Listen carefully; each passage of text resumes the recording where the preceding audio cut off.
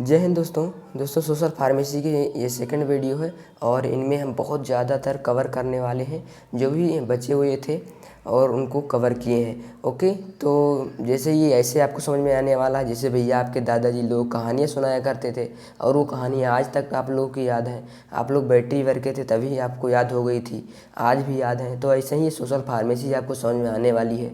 Video को अंत तक देखें और भैया आप लोग शेयर कर दिया करो। आधे आधे घंटे की वीडियोज रहती हैं लगभग, तो आप लोग कमेंट ज़्यादा करते हो, शेयर कम करते हो, जैसे मैं बनाने में थोड़ा पीछे हट जाता हूँ। ओके फ्रेंड्स, तो चलिए इसको बहुत अच्छे समझते हैं। भैया इम्यूनिटी क्या होता है? इम्यूनिटी हम पहले जानते हैं, यानी यानी इम्यूनिटी रोग प्रतिरोधक क्षमता। यानी आपके अंदर कोई बीमारी आई तो अगर आपके अंदर इम्यूनिटी यानी एक्टिव है अच्छे से, तो वो चलिए मतलब बीमारी आपको असर नहीं पहुंचा पाएगी, लड़ेगी आपकी इम्यूनिटी, अब उसको हरा देगी। अगर वो बीमारी इस पर भारी पड़ गई इम्यूनिटी पे, तो ये कहेगी भी चलो भैया तुम मत लो यहीं से, और बीमारी आपको हो जाएगी। जैसे आप लोग कोरोना में देखे होंगे कि जिनके अंदर एक्टिव यानी अच्छे से इम्यूनिटी थी, उनकी इम्यूनिटी हाई थी, उनको कभी कभी अगर उसके संपर्क में चले जाते थे तो उनको नहीं होता था क्या, कोरोना। और जिनके अंदर वीक थी इम्यूनिटी उनको हो गया कोरोना। ओके फ्रेंड्स, तो इसी में यानी उसको देते हैं आर्टिफिशियल इम्यूनिटी। ओके दोस्तों, इस इम्यूनिटी को हम इम्यूनिटी क्या कहते हैं, इम्यूनिटी आर्टिफिशियल इम्यूनिटी होती है जो वायरस इंटर हो लेकिन कार्य नहीं कर पाती और बाहर इम्यूनिटी लेना पड़ता है। जैसे इंजेक्शन के थ्रू आप अगर इम्यूनिटी आपके अंदर काम नहीं की तो वैक्सीन लगवाते थे ना, तो सभी को लोग लगवा दे कि अगर आपकी इम्यूनिटी वीक हो तो हाई हो जाए, आपको वो जो है बीमारी हो ही ना। ओके फ्रेंड्स, तो ये हो गई आर्टिफिशियल इम्यूनिटी। और पैसिव इम्यूनिटी, नेचुरल इम्यूनिटी जो होती है, नेचुरल पैसिव इम्यूनिटी, इस प्रकार की इम्यूनिटी भैया जैसे माँ के दूध से इम्यूनिटी प्राप्त होती है और दूध से बच्चे में चली जाती है। जैसे भैया आप जो देखो, माँ जब एक बच्चे को जन्म देती है तो उसके अंदर पहले दूध नहीं होता स्तन में और उसके बाद में आ जाता है, तो वो एक आप यानी नेचुरल यानी किसी एक दूसरे के ही द्वारा हुआ ना, ये तो आर्टिफिशियल इम्यूनिटी नहीं है। ओके, तो इसको आप नेचुरल इम्यूनिटी कहोगे, उसको अपने आप से नहीं ला सकते हो दूध ना, तो ये बच्चे जब पीते हैं उनके अंदर ये और अच्छी अपनी इम्यूनिटी को दिखाता है। आर्टिफिशियल पैसिव इम्यूनिटी, इस प्रकार की इम्यूनिटी भैया जो होती हैं वो आर्टिफिशियल रूप में दी जाती है। जैसे कि कुत्ते काट लेते हैं, आप लोगों को इंजेक्शन लगा देते हैं, ये आपको इम्यूनिटी कहते हैं। इसको क्या, आर्टिफिशियल पैसिव इम्यूनिटी। चलिए भैया बॉटल फीडिंग को देख लेते हैं, यानी बच्चा जब दूध बॉटल से पीता है उसके नुकसान क्या क्या, उससे क्या होता है। बच्चों को सांस लेने में प्रॉब्लम हो जाती है, बच्चे को एलर्जी हो जाती है। जो आप लोग देखते हैं ना, बच्चे जो हमेशा नप्पल लगाए रहते हैं मुंह में, उसको और उनके विकास रुक जाते हैं, पेट यानी निकल आता है। किसी किसी को देखेंगे जो ज़्यादा नप्पल से दूध पीते हैं उसके दांत विकसित नहीं हो पाते हैं, और अगर वह बाहर का खाना खा रहा है कुछ बहुत सी दिक्कतें हो जाएंगी। ओके, कुपोषित बच्चा हो सकता है, जिसे माँ अगर बाहर खाना खा रही है ज़्यादा तो उसको बाहर खाना कैसे ही होते हैं आप लोग देखते ही हो, उनको क्या ही लेना, पैसे से मतलब है बाहर वालों को, जो आप वो खाना जाते हो खाते हो होटलों में। ओके, कुपोषित बच्चे हो सकते हैं और डायबिटीज़ हो सकती है, हार्ट की प्रॉब्लम हो सकती है, मोटापा हो जाता है और इंजेक्शन यानी इन्फेक्शन हो सकता है। और अगर बच्चा बोतल फीडिंग करता है तो उसे बहुत सी प्रॉब्लम हो जाती हैं। ओके फ्रेंड्स, तो ये आपको 3 नंबर में देखने को या 5 नंबर में मिल सकता है। ओके, आइए भैया इम्यूनिटी को हम बहुत अच्छे से यानी क्लासीफाई कर लेते हैं, क्योंकि उनमें शॉर्ट में देखा था। इन्नेट इम्यूनिटी वो इम्यूनिटी होती है भैया जो जन्म से पहले यानी माँ से प्राप्त होती हैं, इम्यूनिटी पीढ़ी दर पीढ़ी ट्रांसफ़र होती रहती हैं। ओके, ये नॉन स्पेसिफिक होती हैं और नेचुरल की जो कम मात्रा हो जाती है तो इन्नेट इम्यूनिटी प्रभावित होती है। ओके, हार्मोन्स में कम या ज़्यादा होने पर इन्नेट इम्यूनिटी प्रभावित होती है। एक्वायर्ड इम्यूनिटी एडेप्टिव इम्यूनिटी कहते हैं और इम्यूनिटी जन्म के बाद मिलती है।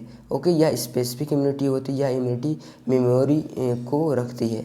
ओके फ्रेंड्स, चलिए भैया हम इसको देख लेते हैं, पंचायती राज सिस्टम, जो अभी लास्ट टॉपिक में लगभग होगा, लास्ट लेसन में बहुत इम्पॉर्टेंट है। अगली बार 5 नंबर में पूछा था और इतना इम्पॉर्टेंट है कि आपसे क्या ही कहूँ मैं। तो गाँव का संगठन बनाने के लिए भैया, जैसे पंचायत में आप लोग रहते हो, ग्राम में किसी ग्राम में होंगे हैं, तो यही होता है ग्राम पंचायत। बड़ा सिंपल है यार, इसको आप लोग ऐसे समझिएगा जैसे कि किसी से लव कर बैठते हैं। ओके, तो कोई समस्या ना हो, यानी गांव की एक ऐसी संगठन है भैया कि कोई समस्या ना हो, जिससे पंचायती राज सिस्टम बनाया गया, गांवों को ज़िले से जोड़ा गया, यानी एक गांव है आपका, कई सारे गांव मिलकर एक ज़िले से जोड़ दिए जाते हैं। Okay okay friends.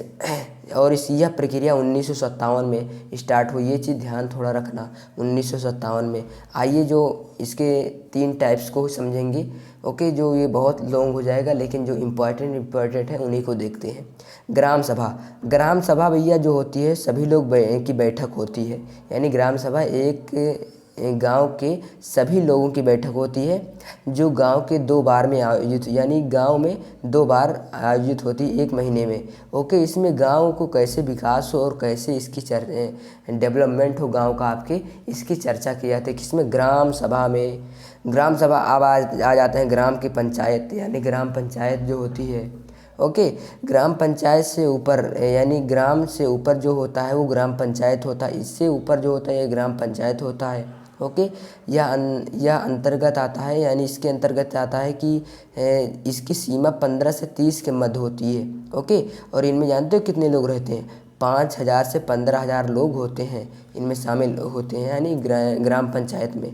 और पंचायत के सदस्यों द्वारा 3 से 4 वर्ष का तक चलाया जाता है। ओके फ्रेंड्स, अब आ जाते हैं भैया न्याय पंचायत। हमारी न्याय पंचायत, यानी जब झगड़ा वगड़ा आप लोग करते हो तो कहाँ पर आप लोगों को न्याय मिलता है, और जब गोली बंदूक चलाते हो आप लोग तो कहाँ आपको लोग पहुँचते हो? पहले ही थाने में पहुँच जाते हो, हैं? तो ये न्याय एक प्रशासन के अंदर आता है, और जो पंचायत में 5 सदस्यों का गठन करती है, यानी 5 सदस्यों का गठन करती है। इसके द्वारा कोई विवाद हो उसको सुलझाया जाता है।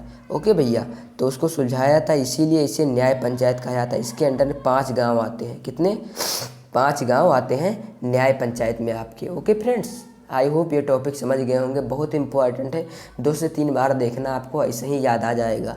ओके दोस्तों, एक हमारा टॉपिक डेमोग्राफी छूट गया है। डेमोग्राफी क्या होता है हम आपको ऐसे ही बता देते हैं, बहुत मोस्ट इम्पॉर्टेंट है। यानी डेमोग्राफी का मतलब होता है जो एक डेमो है आपके पूरे विश्व की, यानी उसके ग्राफ कैसे, यानी कैसे कि परिवार नियोजन जो होता है उसको रोका जा सके, कैसी कैसी, यानी गर्भ निरोधक गोलियाँ, यानी जो कुछ भी है इसमें, कैसे आप में परिवार नियोजन से बचा सकते हो, कैसे इसमें नियोजन किया जाए, यही आपको देखना है।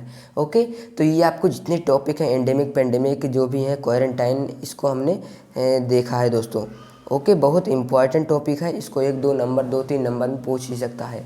एंडेमिक देखते हैं। एंडेमिक क्या होता है? ये स्पेसिफिक एरिया भैया, जैसे कि आपका गाँव एरिया है, समझो गांव में जो आपको डिजीज हो रही है, यानी गांव से और आगे नहीं फैल रही है, यानी जो गांव में होती हैं उन्हें हम कहते हैं एंडेमिक। गांव में जो होता है, गांव एक स्पेसिफिक एरिया में हो। और एपिडेमिक, एंडेमिक, एपिडेमिक, पेंडेमिक, ये होता है 3। एपिडेमिक जो आपके पूरे कंट्री में फैल गई हो, आपके गांव से दूसरे गांव और फिर तीसरे गांव, शहर, स्टेट लेवल और पूरे देश में फैल गई हो, उसे क्या कहते हैं? एपिडेमिक। और पेंडेमिक जो भैया पूरे वर्ल्ड में हो, मतलब पूरे देश को छोड़ो, चीन, फ्रांस, जो भी, यानी पूरे एरिया में, सभी वर्ल्ड में फैल गई हो, उससे हम क्या कहते हैं? पेंडेमिक। ओके, क्वारंटाइन भैया जैसे ही सुने आप इस टॉपिक को सुनोगे वैसे ही याद आएगा कोरोना में आप लोगों को 14 दिन का जो क्वारंटाइन किया जाता था। पहले ये होता था कि भैया 14, अगर किसी को सर्दी जुकाम खांसी हुआ, तुमको हो गया कोरोना, कितना लाभ वो था, अफवाह फैला हुआ था भैया। तो कभी कभी लोग पुलिस को भी कॉल कर देते थे, इसको कोरोना हो गया, उठा ले जाओ। तो 14 दिन के लिए क्वारंटाइन किया जाता था।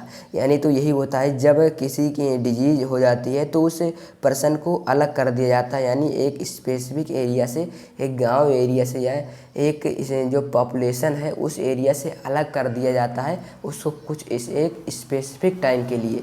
ओके, जब तक वह पर्सन ठीक ना हो जाए, तो यही होता है आपका क्वारंटाइन। ओके, जो आइसोलेशन का मतलब अलग करना, यानी जब किसी पर्सन को कोई कंडीशन सही नहीं है तो उसके दूसरे कमरे में डाल दिया जाता है, यानी बिल्कुल ही अलग कर दिया जाता है उसको। ओके फ्रेंड्स, तो देखते हैं इंक्यूबेशन पीरियड आपको जो पॉजिटिव एजेंट ये सब होंगे भैया, उनमें एपिडेमियोलॉजी उसमें आपको पढ़ना है, तो इसको आप लोग बहुत जानना ज़रूरी है। इंक्यूबेशन पीरियड, इंक्यूबेशन ये पर्सन को जब किसी यानी डिजीज़ इंटर करती है, यानी ये डिजीज़ है समझो, और ये यहाँ से इंटर की और इंटर करने से यानी जब तक उसके सिम्टम दिखते हैं, यानी इंटर करने से जब तक उसके सिम्टम ना दिखने का जो बीच का वो पीरियड होता है उसे बोलते हैं इंक्यूबेशन पीरियड। ओके भैया, आप लोग समझ गए होंगे इस टॉपिक को। दोस्तों गला में इतनी प्रॉब्लम है कि बोलते बोलते गला बैठ गया है, और समझो कि मैं सोचता हूँ इतनी बेहतर तैयारी हो जाए सोशल फार्मेसी, आप एक भी टॉपिक छोड़ के ना आओ, वहाँ इतनी बी कहाँ भर के आओ। ओके, तो एक एक जो क्वेश्चन है जो 5-5 नंबर के 2-2 पेज में आप भरना है आप सबको। ओके, तो लेकिन हाँ ध्यान रखना, टाइम वॉच लेकर जाना, घड़ी को बिल्कुल भी छोड़ना मत, क्योंकि वहाँ आपको यही दिक्कतें होंगी कि टाइम बीत जाएगा, आपको पता भी नहीं चलेगा सोशल फार्मेसी में। तो आपको टाइम को देखते हुए सभी क्वेश्चन को पूरा करना है। लगभग आधे घंटे के लिए ही उसको वेरी शॉर्ट को आप दीजिएगा, और 2.5 घंटा इन दोनों शॉर्ट और जो होते हैं लॉन्ग, दोनों में आपको अच्छे से डिफाइन करना है। ओके, इन्फेक्शन, ये डिजीज़ जो इन्फेक्शन से फैलती हैं, ये किसी को छूने से, यानी आप छू लो हमको और आपसे हमें आ जाए तो ये डिजीज़ इन्फेक्शन होता है, यानी इन्फेक्शन जो फैले।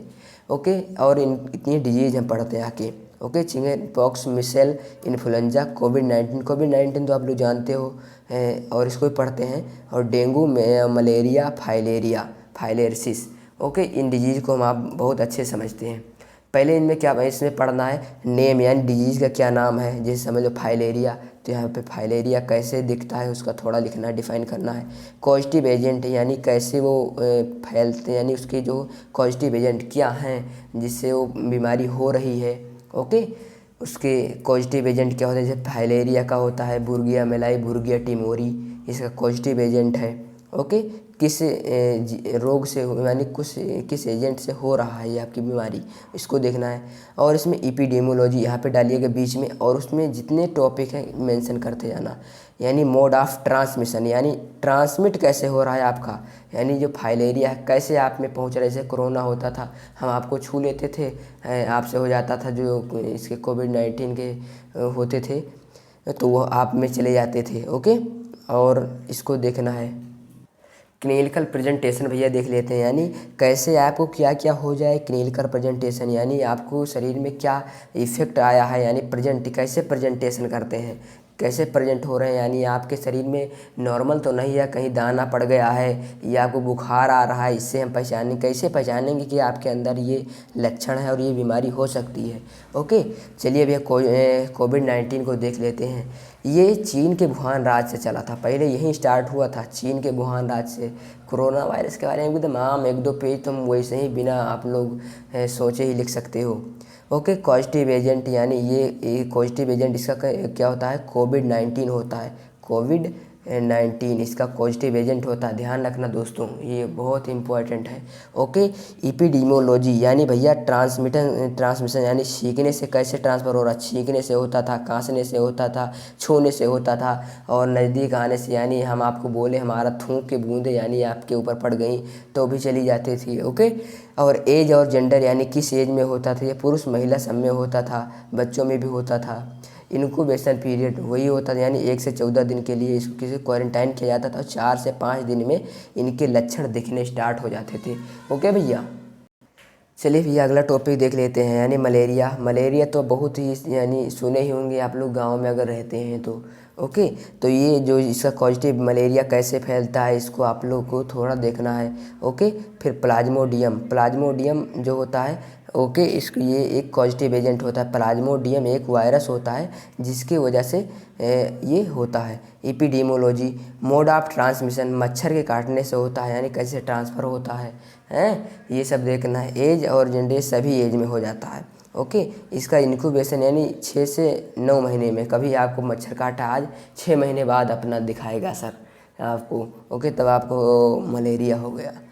ओके, क्लिनिकल यानी बुखार होगा, थकान होगा और कमजोरी आ जाएगी। ओके, अब इसमें रोल ऑफ फार्मासिस्ट आ जाते हैं, यानी परामर्श देगा फार्मासिस्ट, यानी क्या ही ज्ञान देगा जाकर ए भैया ये करो, और आपने साफ़ सफाई रखो, आपने नाली का पानी ना जमने दिया करो, और मच्छरदानी का उपयोग किया करो, और यही सब बताएगा जाके हैं, और अच्छे से समझाएगा। समझो कि इसमें बारे में रोल ऑफ फार्मासिस्ट तो 1 पेज हमसे लिख सकते हो आप लोग।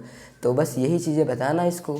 सोशल फार्मेसी का मतलब ही है भैया ज्ञान दो उसको। एक अभी तक जो और अन्य सब्जेक्ट थे इसमें आपको ज्ञान वो देता था, जो एग्जामिनर था फंस जाते थे, लेकिन इसमें तो उसको समझा सकते हो आप। ओके, उसके बारे में 1-2 टॉपिक जानो बस। ओके फ्रेंड्स, चलो भैया देख लेते हैं नेक्स्ट डिजीज जो होती है फाइलेरिसिस। फाइलेरिसिस यानी जो आप लोग देखे होंगे फाइलेरिया संक्रमण से होती है ये। हाथी पाँव आप लोग देखे होंगे, किसी किसी का मोटा हो जाता है, आप लोग इंटर में भी ये पढ़े होंगे।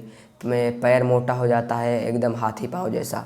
ओके, इपिडीमियोलॉजी इसका जो पॉजिटिव एजेंट कौन कौन से जो एजेंट होते हैं फैलाए यानी जिससे की वजह से हो जाता है, तो बुर्गिया मिलाई, बुर्गिया टिमोरी बहुत इंपॉर्टेंट होते हैं पॉजिटिव एजेंट। ओके, बुर्गिया और सब में तो चल जाएगा, लेकिन पॉजिटिव एजेंट आपका नहीं चलेगा, जो होगा वही से लिखना पड़ेगा। बुर्गिया मिलाई, बुर्गिया टिमोरी, ये हो गया। ओके, मोड ऑफ ट्रांसमिशन ये मच्छर काटने से होते हैं। ओके फ्रेंड्स, मच्छर काट लिया तो कहीं ये हो जाते हैं। एज यानी 20 से 30 वर्ष में ये पुरुष में बहुत ही ज़्यादा होते हैं। ओके, 20 से 30 एज में यहाँ बहुत ज़्यादा होते हैं। इनक्यूबेशन पीरियड 8 से 16 महीने, 8 से 16 महीना कितना होता है फाइलेरिसिस का पॉजिटिव यानी इनक्यूबेशन पीरियड। क्लिनिकल यानी पैर मोटा हो जाएगा, और ये जितना भी होगा ऐसे ही लिख दोगे इसके बारे में। ओके, अब आ जाएगा आप सबका समय फार्मासिस्ट का। ज्ञान दो जाके। कैसे ज्ञान दोगे लोगों को? भैया मच्छर से बचो और साफ़ सफाई रखा करो यार थोड़ा, और मच्छरदानी लगाया करो, यही सब ज्ञान दोगे। और आप समझो कि एकदम बता देना है उसको कि हमारे अंदर है, आप भी ज्ञान लो, एग्जामिनर को भी ज्ञान ही देना है। ओके फ्रेंड्स, चलिए भैया फार्मेको इकोनॉमी देख लेते हैं। भैया हमारे नोट्स बड़े, इनको समझो 1 से 2 घंटे में सारे टॉपिक को कवर करने में हम लगे हैं। आप लोगों को 1 से 2 बार ये वीडियो सुन अगर लेते हो तो समझो आपके दिमाग में एकदम घुस जाएगा, और निकलेगा एग्ज़ाम के बाद ही। एग्ज़ाम के बाद आप निकाल दोगे, क्योंकि मुझे पता है एक दिन तो आप लोग सोओगे ही जाके, एग्ज़ाम ख़त्म हुआ कल के बाद। ओके, तो अर्थव्यवस्था की वह शाखा है भैया जो दवाओं को कम पैसे यानी प्रोवाइड कराती है।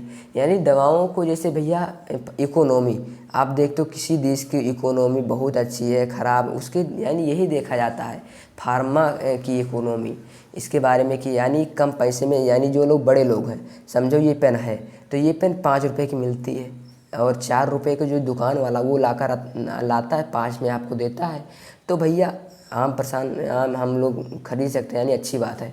लेकिन वह 5 रुपये में लाता है और 10 रुपये में देता है, तो जो अमीर लोग हैं भैया वो तो खरीद ही लेंगे, चलो उनके लिए क्या ही दिक्कत है।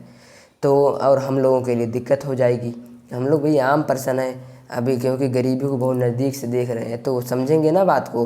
तो यही होता है क्या इसमें फार्मा इकोनॉमी, यानी दवाइयों को कम लागत में खरीद कर एक जो गरीब पर्सन है यानी इनको अच्छे से प्रोवाइड कराना, यही होता है फार्मा इकोनॉमिक। जो लोग गरीब हैं, सिंपल हैं, उनको कम लागत में दवाइयों को प्रोवाइड कराना, यही होता है। इसके ऑब्जेक्टिव क्या होते हैं इनको देख लेते हैं। औषधि या चिकित्सा के बारे में निर्णय लेना, यानी अच्छे से उनके बारे में बातें करना, और लोगों को कम लागत में दवाइयों का उपलब्ध कराना। ओके, कम लागत में दवाइयों को लाना और लोगों तक पहुंचाना। ओके, यही सब होता है क्या फार्मा इकोनॉमिक। चलिए भैया हेल्थ इंश्योरेंस को देख लेते हैं, यानी स्वास्थ्य बीमा। इंश्योरेंस यानी गाड़ी वाड़ी का आप लोग बहुत हो सकता है कराए होंगे या नहीं कराए होंगे। तो देखते हैं जो लोग गाड़ी चलाते हैं अगर उनसे एक्सीडेंट हो जाता है तो उनको पैसा देती है जो स्वास्थ्य यानी जो बीमा कराए होते हैं उनको, वही है इसमें। यानी हेल्थ से रिलेटेड इंश्योरेंस, यानी हेल्थ अगर आपका ख़राब हुआ तो उसमें आपको क्या फ़ायदा मिलने वाला है। ओके, जो लोग बीमा कराते हैं उनको सरकार की तरफ से लाभ मिलता है, यानी हेल्थ इंश्योरेंस की तरफ से लाभ मिलता है। यानी चोट लग जाए कहीं और आप जब हेल्थ आपका गड़बड़ हो और आप कहीं अस्पताल में भर्ती हैं तो वहाँ पे आपको हेल्प मिलेगा। ओके, इसकी एडवांटेज और डिसएडवांटेज को देख लेते हैं। यानी भी इसके बारे में आपको पता है तो एडवांटेज तो फ़ायदा, यानी अगर हम कहीं चोट लग गई तो हमको फ़ायदा मिलेगा। अगर मान लो बाई चांस वो पर्सन मर जाता है तो उसके जो नॉमिनी कराया होता है उसको भी लाभ मिल जाता है। ओके, नॉमिनी जो आप लोग नाम डला देते हैं। ओके, तो यही होता है इसका फ़ायदा। डिसएडवांटेज भैया, फ़ायदा तो लिख ही दोगे लेकिन डिसएडवांटेज लिखना थोड़ा कठिन होता है, यानी समझना पड़ेगा, कठिन नहीं होता है, कुछ भी कठिन कहाँ है। जटिल नियम, इसके नियम को फॉलो करना बड़ा कठिन होता है, यानी वहाँ दौड़ाएंगे, ये करो वो करो, बड़ा हेल्थ इंश्योरेंस वाले ज्ञान देंगे हैं। और कोई बीमारी ना अगर होगी आपको तो पहली बात तो बनेगा ना ये हेल्थ इंश्योरेंस, तो ये भी एक डिसएडवांटेज है। अगर आपको बीमारी है तो भैया हेल्थ इंश्योरेंस का आप ख्वाब मत देखो। ओके फ्रेंड्स, एक टॉपिक है इसमें भी है एडल्ट्रेशन। एडल्ट्रेशन और क्या है, फोर्टिफिकेशन। फोर्टिफिकेशन इसको बहुत शॉर्ट में समझते हैं, फोर्टिफिकेशन। ओके भैया, जो एडल्ट्रेशन होता है, एडल्ट्रेशन करने से जो न्यूट्रिशन वैल्यू होती है वो घट जाती है, और जो आपका यानी जो आपका जो मुनाफा होता है वो ज़्यादा हो जाता है। जैसे आप लोग चावल में दो कुछ उसी की तरह मिला दें तो आपको मुनाफा हो जाएगा, लेकिन जो उसकी वैल्यू है, उससे जो लाभ मिलने वाला था खाने वाले को, वो क्या होगा, घट जाएगी। ओके, जो फोर्टिफिकेशन होता है ये भी एक प्रकार का जो मिलावट, ये मिलावट जो होती है इससे आपकी न्यूट्रिशन वैल्यू बढ़ जाती है। ओके, न्यूट्रिशन वैल्यू बढ़ जाती है, और ये जो फोर्टिफिकेशन, इसकी न्यूट्रिशन वैल्यू बढ़ जाती है, यही फोर्टिफिकेशन होता है। ओके फ्रेंड्स, तो आई होप ये टॉपिक आप अच्छे समझ गए होंगे, और तो ऐसा और डेमोग्राफी आप लोग पढ़ लीजिएगा दोस्तों, टाइम कम है तो इसके भाव में। और दोस्तों शेयर ज़रूर कर दीजिएगा। बोलते बोलते भैया गला बैठ गए आप लोगों के, लेकिन कोई बात ही नहीं दोस्त, बस आप लोग से रिक्वेस्ट है शेयर ज़रूर कर देना। Thank you for watching this video देखने के लिए दिल से शुक्रिया।